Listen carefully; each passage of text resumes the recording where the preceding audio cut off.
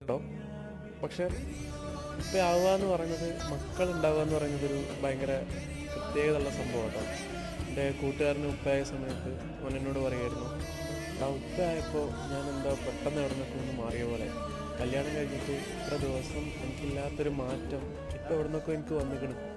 പണ്ടൊക്കെ കുറേ അടുത്ത് കൂടെ ഒരു കാണാൻ രസമുള്ളൊരു ഭംഗിയുള്ളൊരു കുട്ടി പോയി കഴിഞ്ഞാൽ നമ്മൾ വായി നോക്കും. പക്ഷെ ഇപ്പം അങ്ങനെയല്ല. എൻ്റെ ഫാത്തിമ മോളെ ഉപ്പയല്ലേ ഞാൻ, അവൾ ഇന്നെ കണ്ടിട്ടല്ലേ വളരുക, അങ്ങനെ ഒരു ചിന്ത. പണ്ടൊക്കെ എത്ര നേരം കറങ്ങിയിട്ട് എത്ര രാത്രിയായാലും വീട്ടിൽ കയറി പോകുന്നതിനൊന്നും ഒരു പ്രശ്നവും എനിക്ക് ഉണ്ടായിരുന്നില്ല. പക്ഷെ ഇപ്പോൾ ഓളുണ്ടായി കഴിഞ്ഞപ്പോൾ ഞാൻ രാത്രി വീട്ടിൽ കയറി ചെല്ലുമ്പോൾ വാതിൽ തുറക്കുന്ന സൗണ്ട് കേട്ടിട്ട് ഓൾ എണീച്ചാലോ എന്ന് വെച്ചിട്ട് ഞാൻ നേരത്തെ വീട്ടിൽ പോകാൻ തുടങ്ങി.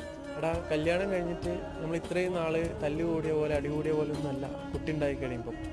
അതുവരെ നമ്മൾ തല്ലുകൂടി കഴിഞ്ഞാൽ നമ്മൾ രണ്ടാളും മാത്രമേ അറിയുന്നുള്ളൂ. നമ്മൾ നമ്മളെ ലൈഫിൽ എത്രത്തോളം സമാധാനം ആഗ്രഹിക്കുന്നുണ്ടോ അതേ സമാധാനം നമ്മളെ കുട്ടിക്ക് നമ്മൾ ഒരുക്കണ്ടേ.